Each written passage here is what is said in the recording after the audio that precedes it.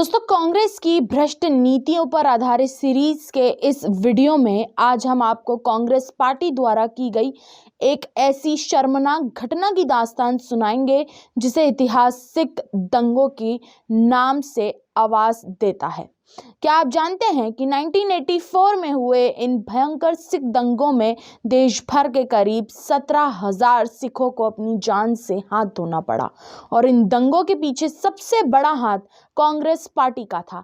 तो आइए आज का वीडियो शुरू करते हैं। नमस्कार दोस्तों, मैं समीक्षा कपूर और आप देख रहे हैं प्रलय टीवी। सब्सक्राइब कीजिए प्रलय टीवी चैनल को और बेल आइकन दबाएं लेटेस्ट न्यूज अपडेट के लिए। दोस्तों, कांग्रेस पार्टी शुरुआत से ही देश के एकता, अखंडता और शांति के खिलाफ रही है। अपनी इसी सोच के चलते उसने समय समय पर देश के कई दंगों को अंजाम भी दिया। इन धार्मिक दंगों की फहरिस्त में सबसे ऊपर 84 में हुए सिख विरोधी दंगों का नाम आता है। चलिए दोस्तों, सबसे पहले हम 84 में हुए ऑपरेशन ब्लू स्टार की बात कर लेते हैं, क्योंकि सिख दंगों की जड़ में ऑपरेशन ब्लू स्टार की बहुत बड़ी भूमिका थी।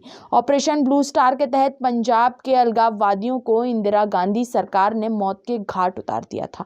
भारतीय सेना और सिख अलगाववादियों के बीच अमृतसर के स्वर्ण मंदिर में हुई उस पूरी कार्रवाई के ही संयुक्त रूप से ऑपरेशन ब्लू स्टार कहा जाता है। दरअसल ये सारा किस्सा 1983 में हुआ था, जब कुछ सिख संगठनों ने अचानक पंजाब को एक अलग देश बनाने की मांग उठानी शुरू कर दी थी, जिसमें उन्हें पाकिस्तान का पूरा साथ मिल रहा था।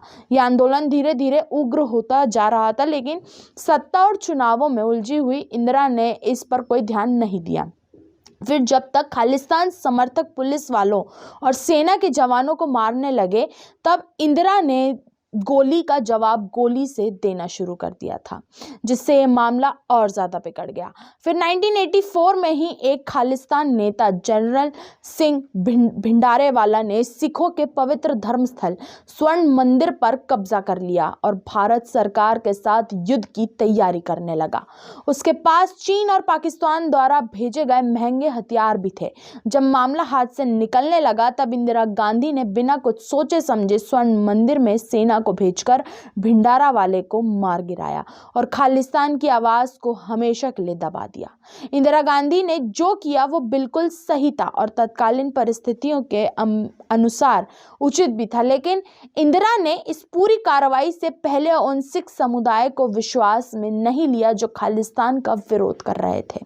इंदिरा गांधी की इस भूल के कारण देश विदेश में रहने वाले सिख समुदाय के बीच बेहद गलत संदेश गया, जिसकी कीमत इंदिरा गांधी को अपनी जान देकर चुकानी पड़ी। इंदिरा गांधी की मौत के बाद देश सदमे में डूब गया और फिर इसी सदमे का फायदा उठाकर कांग्रेस ने देश भर में भयानक सिख दंगों को अंजाम दिया। दरअसल 31 अक्टूबर को तत्कालीन प्रधानमंत्री इंदिरा गांधी को उनके 2 सुरक्षा कर्मियों ने गोली से छलनी कर दिया, जिसके तत्काल बाद लोकतंत्र की हत्या कर शाही अंदाज में राजीव गांधी को बिना किसी जन समर्थन के गद्दी सौंप दी गई। उसके बाद तो जैसे देश में दंगे, मातम और मौत का सन्नाटा पसर गया और कांग्रेस के हाथ हजारों लाखों सिखों के खून से सन गए। सत्ता हाथ में आते ही राजीव गांधी का एक बयान आया, जिसमें उन्होंने कहा कि जब कोई बड़ा पेड़ गिरता है तो धरती हिलती है।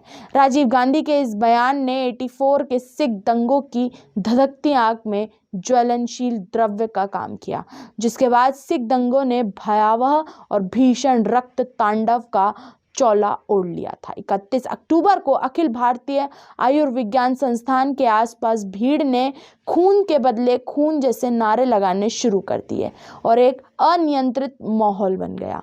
इन सिखों के साथ मारपीट शुरू कर दी। कारों और बसों को रोक रोक कर सिखों को बाहर निकाला और उन्हें बेदर्दी के साथ जिंदा जला दिया।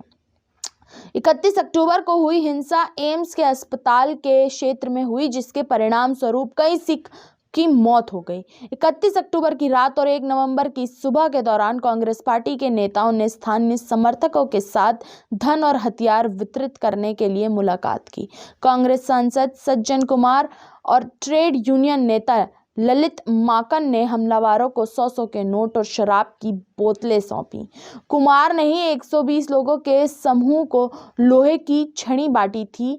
उन्हें सिख पर हमला करने, मारने, लूटने और उनकी संपत्ति को जलाने का आदेश दिया था। सुबह के दौरान उन्होंने पालम रेलवे रोड के साथ मंगोलपुरी में एक भीड़ का नेतृत्व किया, जहां भीड़ ने कहा, सरदारों को मार डालो, इंदिरा गांधी हमारी मां है और इन लोगों ने उन्हें मार डाला। कांग्रेस नेता कुमार ने कहा, जो भी सांप के बेटे को मारेगा मैं उन्हें इनाम दूंगा। सिख नेताओं को मारने के लिए प्रत्येक इंसान को 5,000 और किसी अन्य सिख को मारने के लिए 1,000 रुपए मिलेंगे। केंद्रीय जांच ब्यूरो ने अदालत को बताया कि दंगों के दौरान कुमार ने कहा कि एक भी सिख को जीवित नहीं रहना चाहिए। ब्यूरो ने दिल्ली पुलिस पर दंगे के दौरान अपनी आंखें बंद करने का आरोप लगाया, जिसे योजनाबद्ध किया गया था। ये सारी बातें एक ही तरफ इशारा करती हैं कि कांग्रेस के हाथ सिर्फ लोकतंत्र के खून से ही नहीं, हजारों सिखों के खून से भी रंगे हैं। प्रारंभ से ही ये लोग पारंपरिक परंपरा को अपनाते आए हैं, जिसका उद्देश्य केवल और केवल राष्ट्र का विरोध करना और लोकतंत्र को पैरों तले रौंदना है। दोस्तों, आज के लिए सिर्फ इतना ही। अब देखते रहिए प्रलय टीवी।